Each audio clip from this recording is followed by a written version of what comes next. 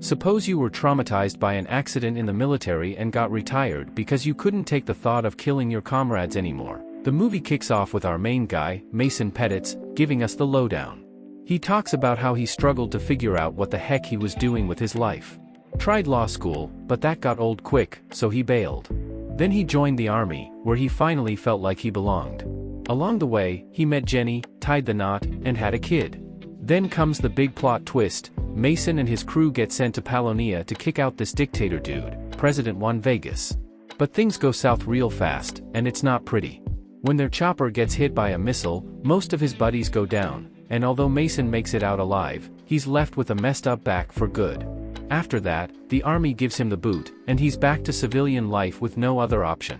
He finishes up law school and goes back to lawyering, but he's feeling lost again, which starts messing with his personal life and marriage. Mason's in his office, frustrated as hell, when his old army buddy, General Sebastian, shows up out of nowhere. They're stoked to see each other, and Sebastian drops a bomb. He's started his own security gig called CDI and wants Mason on board. Turns out, they need him to tag along with some reporter heading to Palonia to interview President Vanegas for protection. But Mason ain't having it and shoots down the offer right then and there. Vanegas got Mason's team killed, so Mason hates him. Sebastian offers Mason big money for a job, despite his injuries. Mason caves. The reporter they need, Claire, is desperate too. Mason and Jenny argue about their troubled son and Mason's new dangerous job. Jenny threatens to leave, but agrees to stay for now. Mason takes Claire to Palonia for the job. On the flight, Mason's watching some dumb troll vids, and CLA catches him. She's like, "You making fun of me?" But he swears it ain't like that. She tells him she's dead set on fixing her rep, no matter what went down in the past. Now she spills the beans that Vanegas hasn't sat down for any media gabfests in a decade. But out of the blue, he's personally invited her for a sit-down, so it's a biggie for her career. Soon enough, they touch down in Palonia, where President Vanegas himself gives M the welcome wagon treatment. He's all smooth, telling Claire she's even prettier in the flesh and lays a smooch on her hand. They hop in a ride and head for the capital. From there, it's all cocktails and chatter, with Claire and Vanegas acting like Mason's invisible. Suddenly, some hired guns crash the party. Mason takes the wheel, shuffling Vanegas and CLA to the back, while he plays action hero, popping shots at the attackers. He ends up crashing the ride after taking out the bad guys. Mason hobbles out, leaving Vanegas and CLA jaw-dropped at his combat skills. Vanegas can't stop gushing about Mason's moves. Mason's fed up and declares they're hightailing it out of their pronto. But Claire insists on nailing that interview, claiming it's her big break. Mason puts his foot down, saying her safety's more important than her career. They head into the woods, and Mason rings up Sebastian to spill the beans. Turns out, Mason wiped out those attackers solo, leaving Sebastian dumbfounded. Mason explains they're stuck in the sticks and need a ride. Sebastian promises to dispatch a chopper pronto. Meanwhile, Vanegas snatches the phone and calls up his nephew George. George nearly has a heart attack hearing his supposedly dead uncle's voice, cause he's the one who sent the goons. Vanegas spills the beans about the ambush and being stranded in the wilderness before hanging up. Then he fills in CLA on the sitch. Mason reveals George is behind the attacks, following someone's orders.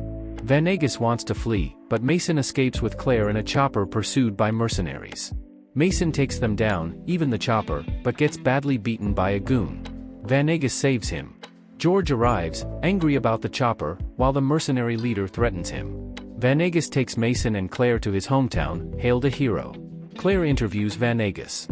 Mason records. She asks about the attack. Vanegas reveals Palonia has a valuable mineral, lanthanide, attracting unwanted attention. But here's the kicker, mining all that stuff messes up the dirt and the local surroundings. If big foreign companies swoop in, scoop up those minerals, and sell them off, it's gonna hit the wallet hard. So Vanegas is playing gatekeeper, shutting out any foreign corporations from setting up shop in Palonia. Naturally, that makes him a prime target for some heavy hitters who stand to lose big bucks. Hence, he's got mercenaries and militants gunning for him, courtesy of some deep-pocketed outsiders. That night, CLA, Mason, and Vanegas soak up the local vibe, partying it up with the folks. Next day, as they're gearing up to split, Mason dials up Sebastian, demanding answers. He can't wrap his head around why those goons from the chopper were after them. That's when Sebastian spills the beans. He actually sent Mason to off Venegas as payback for their fallen comrades. Turns out, he got orders from some big shots to take Venegas out. Those mercenaries weren't supposed to target Mason and CLA. Afterward, Mason rings up home, and his daughter picks up, pouring out how much she misses him, and that his wife's beside herself. When Mason gets Jenny on the line, she's relieved to hear from him, apologizing for the earlier drama and begging him to come back in one piece. Then, Mason turns to Venegas and CLA, suggesting they hit the road pronto. But before they can make a run for it, Coer and his goons swoop in, terrorizing the village. Mason hops on a horse with Venegas and hightails it out of there. CLA follows suit, but soon takes a spill and gets nabbed by Coer. Mason's freaking out, but Venegas assures him they won't hurt her as long as he's breathing. Later, Mason and Venegas roll into a town, deciding to crash for the night.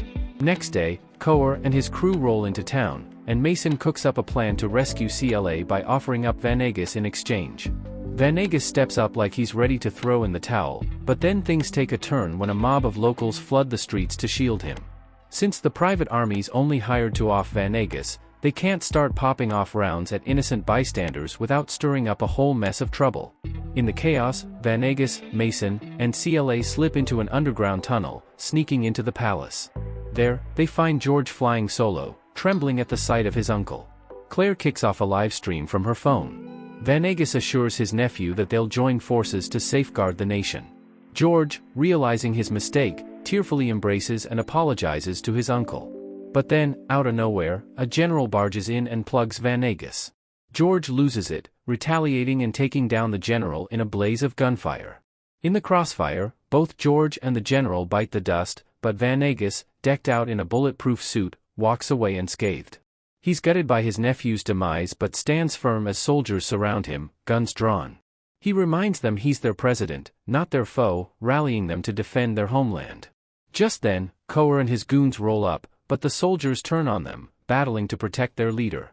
Meanwhile, Sebastian swoops in with his troops to aid Mason in Palonia. Bullets fly, with Claire capturing it all on her phone. Before long, Coer corners Mason, blaming him for downing his chopper and wiping out his buddies.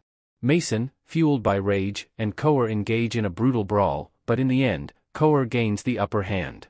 As Coer's about to finish off Mason, CLA leaps into action, smashing Coer's skull and putting him out of commission. With other mercenaries still on their tail, Mason grabs a hefty gun and blasts them to Kingdom Come while CLA captures it all on her phone. Claire's fearless footage makes headlines worldwide, and in a presser, President Venegas steps down, promising a free election next year. In the final scene, Mason heads back to the States and patches things up with his family. He apologizes to Jenny and vows to make things right.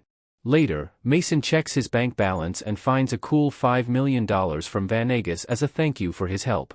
With a newfound sense of purpose, Mason's ready to clock in more family time. Wow, that ending was intense. Let us know in the comments what you think about Mason's escape and Venegas' secret. Don't forget to like this video and subscribe for more exciting content.